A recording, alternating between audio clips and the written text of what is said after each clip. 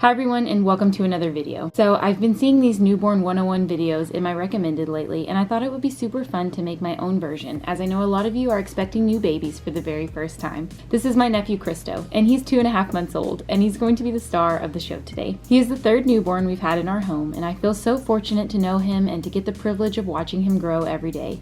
The newborn period is so short and all-consuming. It will be a time you never forget. So without further ado, let's get into it and talk about how to take care of your newborn baby. So I'm going to be breaking this video into some easy to digest sections, the first being how to keep your newborn happy. One of the simplest ways to keep a newborn happy is to swaddle them. Newborns have immature nervous systems and strong reflexes that make them flail their arms and kick their legs pretty much all the time. The best way to help them control these movements is to swaddle them often. Our general rule of thumb for a happy baby is to swaddle them anytime they are eating or sleeping. And for very tiny babies, that means the majority of their day will be spent bundled up in a swaddle. The easiest way to swaddle with a blanket is like this. Fold down a corner of your swaddle and lay your baby with their neck across the folded line. Start on your left and wrap the blanket over your baby's right arm, then tuck it under their body. Their left arm will still be free, don't worry. Then fold up the portion at the bottom and tuck it under the baby's chin. Finally, grab the right corner of the swaddle and wrap it around your baby's left arm and tuck it under their back for a cozy and comfortable swaddle. The swaddle should obviously not be so tight that it restricts their breathing, and it should not be loose enough to come up over their face. If all of this is just too confusing, it's no big deal. Just opt for an easy cheater swaddle like this zip up, swaddle up.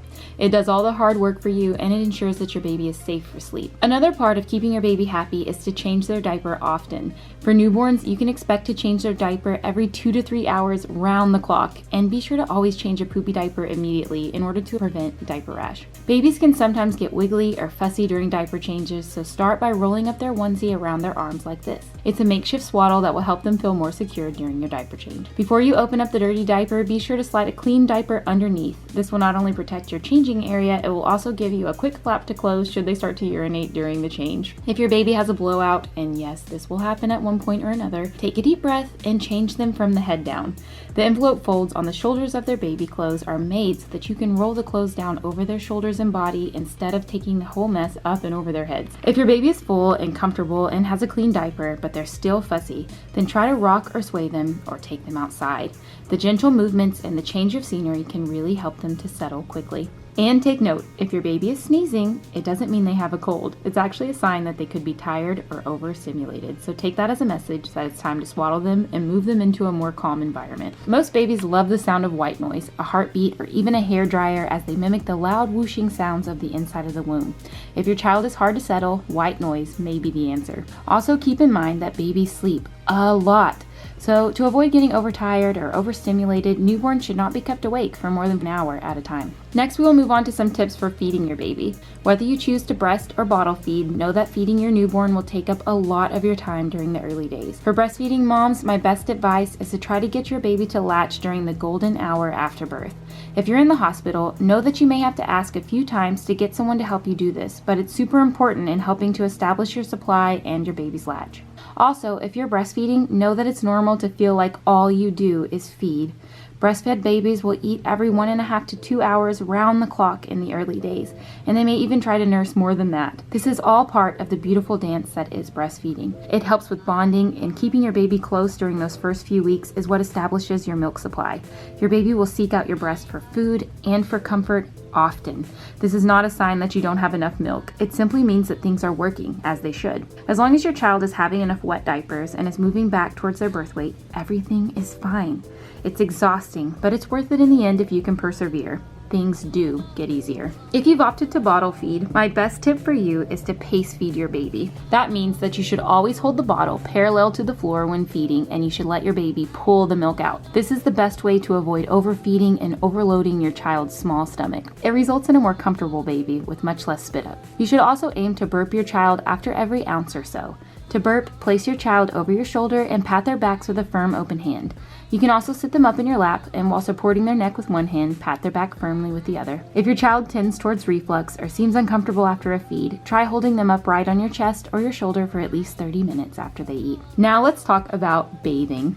Be sure not to submerge your baby in water until their umbilical stump falls off. A cord care powder like this one can greatly reduce the amount of time your baby has an umbilical stump, as it helps it to dry up and fall off faster. While your baby has their umbilical stump, you can give them a gentle sponge bath by wiping them with a warm, wet washcloth. If you're feeling really fancy, you can swaddle them and run their hair under a warm stream of water as well. Most babies love this and will even fall asleep during the bath. Once their stump is gone, you can move on to regular bathing of your child. Be sure to lay a warm washcloth on their tummy to help them feel cozy, or for fussy babies, place them into a tub in a loose swaddle and unwrap one limb at a time to make them feel more secure. Don't forget to wash behind their ears and in the folds of their necks, as babies can get pretty grimy there. If your baby has crusty eyes from a blocked tear duct, you can gently wipe them a few times a day with a warm, wet washcloth. And toss in a bit of breast milk if you have some. It should clear up within a matter of days. After the bath, you can lay your baby out on a warm towel and give them a little full body massage. There are lots of great videos on YouTube that show you how to do infant massage, and I'll link a few of my favorites below. This practice not only helps you to bond with your baby, it can also reduce colic and improve your baby's sleep, so I can't really recommend it enough. And getting that onesie up and over your baby's head isn't as hard as you think. All you need to do is simply bunch up the neck like this and set it underneath your baby, glide it over their face, and then feed each arm through the different armholes in the onesie, and it's just that easy. The final topic we're going to cover is newborn safety. In the case of car seats, it goes without saying that all newborns should be in a properly installed rear-facing car seat. When putting your baby in the car seat, ensure that the straps sit at or below your baby's shoulders. Next, after buckling the chest clip, slide it up even with their armpits. Lastly, never ever buckle your baby's blankets or bulky warm clothing underneath the straps. Fasten their harness first, and then put any blankets that you're going to use on top. This way, you can ensure that they are secure in the car seat. If you have any doubt, find a certified car seat technician in your area to double check your install and your buckling. Next, know that your baby should sleep in the same room as you at night until at least 6 months of age. Being nearby is crucial for your baby's safety and can even reduce their risk of SIDS. Room sharing also helps to encourage a healthy breastfeeding relationship, so if that's something that's important to you, you might consider putting the crib or bassinet in your master. Finally, know that you cannot spoil a baby. You cannot hold them too much, and in fact, holding, cuddling, and gazing into their eyes often has been shown to reduce future crying and fussiness. Infants who receive the most attention actually develop stronger foundations for emotional, physical, and intellectual growth, so cuddle those babies early and often. I hope you guys enjoyed this video and found it helpful. If you did, be sure to give it a thumbs up and share it with any expecting parents in your life. Thank you all so much for watching, and I'll see you in the next video. Adios, everybody.